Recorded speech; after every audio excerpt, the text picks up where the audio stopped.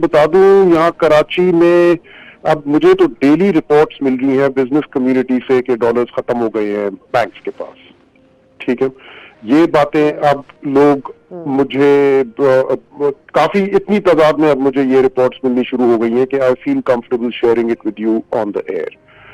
और खत्म होने से मतलब ये है कि स्टेट बैंक अब बैंक्स को बेच नहीं रहा डॉलर्स, और बैंक्स को इंस्ट्रक्शंस गई हुई हैं कि आपने अगर कोई भी अपनी डॉलर रिक्वायरमेंट्स अपने क्लाइंट्स की पूरी करनी है तो जो भी एक्सपोर्ट प्रोसीड्स और रेमिटेंसेस के थ्रू डॉलर्स आ रहे हैं वहां से आप फिलहाल कर लें। जय हिंद दोस्तों, मैं महेंद्र शर्मा स्वागत करता हूं वन वर्ल्ड हिंदी में आपका। उम्मीद करता हूं आप खुश और स्वस्थ हैं। दोस्तों जैसा कि आपने सुना, पाकिस्तान में आज हाहाकार मचा हुआ है और उससे भी बड़ी न्यूज निकल के ये आ रही है कि पाकिस्तान के स्टेट बैंक के पास अब डॉलर भी खत्म हो चुके हैं। और ये न्यूज जो आ रही है वो पाकिस्तान की बिजनेस कम्युनिटी दे रही है। और आपने जैसे सुना, ये पैनलिस्ट भी बोल रहा है कि आने वाले समय में पाकिस्तान के पास बाहर से अगर एक्सपोर्ट भी कुछ करना है तो उसके लिए भी पैसे नहीं बचे हैं। कुछ एक अगर डिपेंडेंसी है तो वो सिर्फ और सिर्फ रेमिटेंसेस पे है, वो जो सीधा जो बाहर के पाकिस्तानी डॉलर पाकिस्तान में भेजते हैं, तो उनकी इतनी औकात नहीं है कि पूरे पाकिस्तान को चला पाए। तो कहीं ना कहीं आज पाकिस्तान बहुत बुरी स्थिति में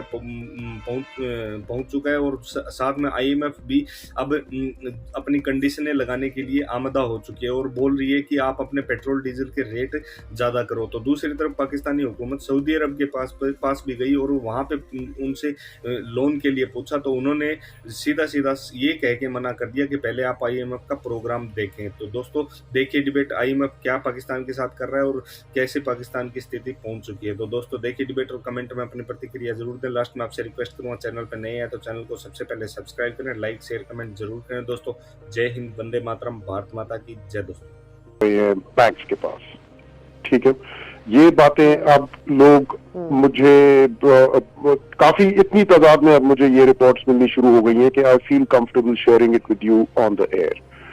और खत्म होने से मतलब ये है कि स्टेट बैंक अब बैंक्स को बेच नहीं रहा डॉलर्स, और बैंक्स को इंस्ट्रक्शंस गई हुई हैं कि आपने अगर कोई भी अपनी डॉलर रिक्वायरमेंट्स अपने क्लाइंट्स की पूरी करनी है तो जो भी एक्सपोर्ट प्रोसीड्स और रेमिटेंसेस के थ्रू डॉलर्स आ रहे हैं वहां से आप फिलहाल कर लें, जो इस तादाद में नहीं है कि वो आपकी इस मईशत की इंपोर्ट रिक्वायरमेंट्स को पूरा कर सकें।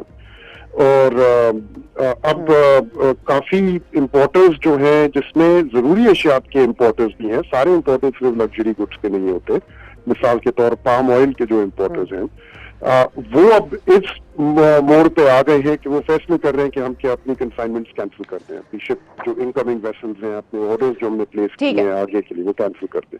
तो काफी सीरियस सिचुएशन पैदा हो गई है और वो दिन ब दिन ग्रो कर रही है। अब तो डेली हम लोग नई चीजें देख रहे हैं होते हुए मार्केट में। जी सर, डॉलर तो 3 रुपए मतलब बढ़ रहा है, 2 रुपए बढ़ रहा है, मतलब अब तो कुछ पैसे भी नहीं बढ़ता, सीधे 3 से 4 रुपए बढ़ जाता है। जी सर, खुर्रम साहब, दो चीजें हैं, मतलब I am not an economist लेकिन मैं समझने की कोशिश करूंगी आपके थ्रू। एक इसहाकडार साहब का फॉर्मूला है पाकिस्तानी मईशत के लिए जो इंजेक्शन उन्होंने तजवीज़ किया, और एक मिफ्ता इस्माइल साहब का जो है इलाज है। अब एक सब्सिडी कम करने और एक सब्सिडी हटाने और एक सब्सिडी को ना हटाने की बात कर रहे हैं। कौन सी जो आपको लगता है इस वक्त इंजेक्शन की पाकिस्तान की मईशत को जरूरत है?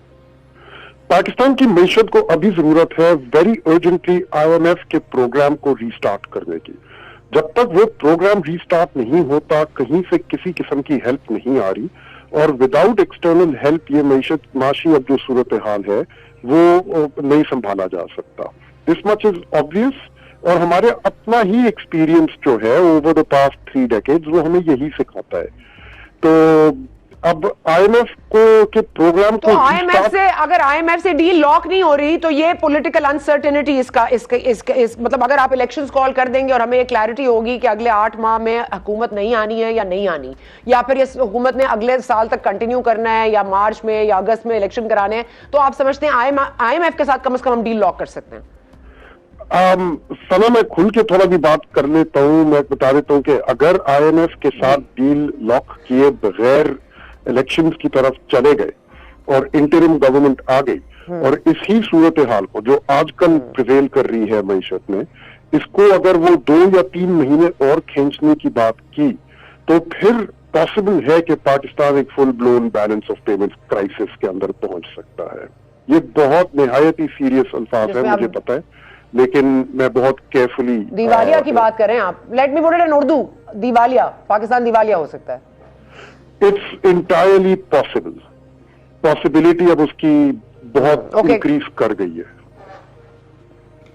अच्छा हुसैन साहब, एक minute, can you just give me a minute, ताकि मैं कामरान मुर्तजा साहब, I am just going to come back quickly to you, क्योंकि ये बड़ा सीरियस एक कंसर्न है। मईशत का जो मामला है, ये खान साहब के खुतबे हैं या जो वो गुफ्तगू कर रहे हैं वजूहात वो हैं, या शहबाज शरीफ साहब जो नहीं कर पा रहे वजूहात वो हैं। मसला यह है कि IMF के साथ डील लॉक करनी है, इस पर आपकी इत्तेहादी जमातों में कोई नेसेयर है या सभी इस पे एग्री कर रहे हैं? देखिए, इस पे सब एग्री कर रहे हैं, मगर इसमें हुआ ये है, जो मेरी इंफॉर्मेशन है वो ये है कि आपने जो खुद अपना केस जो पुटअप किया था वो ये था 6 महीने से, कि अगर आप बताएंगे कि गवर्नमेंट ने 6 महीने से कम रहना है तो वो कुछ और जो ना उसकी टर्म्स एंड कंडीशन होंगी, और अगर इससे ज्यादा का बताएंगे तो कुछ और टर्म्स एंड कंडीशन होंगी। आपने केस शायद दुरुस्त तौर पे पेश नहीं किया, और ये इशू है इस वक्त, और इसीलिए डील आपने केस सही तौर पर पेश नहीं किया से मुराद शहबाज शरीफ साहब अकेले हैं या नवाज शरीफ साहब अकेले हैं इसमें, या तमाम इत्तेहादी जमातें? हमने शायद, चलिए इसको मैं फिक्रे को दुरुस्त कर ठीक है, ठीक है। Let me come back to you Khurram साहब, मुझे सिर्फ ये बता दीजिएगा कि इन अ लेमैन्स टर्म, क्योंकि ये बात बहुत कही जाती है कि देखें जी ये 4 हफ्ते में ये डाउनवर्ड्स ट्रेंड आ गया है और डॉलर जो है वो पर लगा के उड़ रहा है। खान साहब कह रहे हैं कि जैसे ही मैं निकला हूं अदम एतमाद मेरे खिलाफ आई है तो इकोनॉमी का बेड़ा गर्क हो गया है। अब आपने ये बात दुरुस्त की कि एक बबल था जो बर्स्ट हो गया है, वो ठीक है, लेकिन टाइमिंग के हवाले से क्या सूरत हाल इतनी जो नोज डाइव पे गई है इन 4 वीक्स और मोर, आप क्या समझते हैं ये जस्टिफाइबल है किसी भी पॉलिटिकल इंडिकेटर के हवाले से या मईशत के इंडिकेटर के हवाले से? नहीं, इसका पॉलिटिक्स से ताल्लुक नहीं, इतना ज्यादा नहीं है। अलबत्ता अगर आई थिंक प्रॉम्प्टली डिसीजंस ले ली जाती तो फिर पॉसिबल था कि इतनी तेजी से ये सूरत हाल इस तरह नहीं डेवलप करती। अलबत्ता वहां से दूसरे रास्ते पे अगर वो फैसले कर लिए जाते तो फिर और मसले पैदा होते। आप खुद इमेजिन कर लें कि अगर पेट्रोल और डीजल को आप अभी 200 रुपए से ऊपर ले जाए फी लीटर, तो उसका महंगाई पे और खास तौर पे जरूरी अशियात की जो महंगाई है उन पे क्या असर पड़ेगा और वहां से अवाम के ऊपर क्या बोझ आएगा। तो फिर वो वाला मसला हम डील कर रहे होते।